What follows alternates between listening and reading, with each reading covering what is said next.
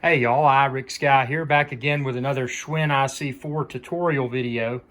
And a viewer asked me, they're like, hey, how do I raise the Schwinn IC4's handlebars? So what I want to show you is, see this right here? This is the height of the handlebars. And to do that, this knob right here, you would turn it to the left to loosen.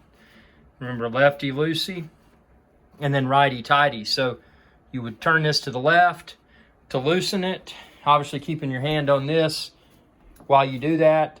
And when it's loose, you can raise your handlebar, or if you want to make it shorter, you can lower your handlebar. And then once you got it like you want it, turn that knob to the right, make it tight, and you're off to the races. So that's how to raise your Schwinn IC4's handlebars, or how to lower your Schwinn IC4 handlebars. And if you're looking for the Schwinn IC4, the mat like I use, the shoes like I use for it, expand this video's description and then click the link there and you can find where to order it all online. And thanks again for all the great questions. I hope these videos are providing value. This really is an amazing bike.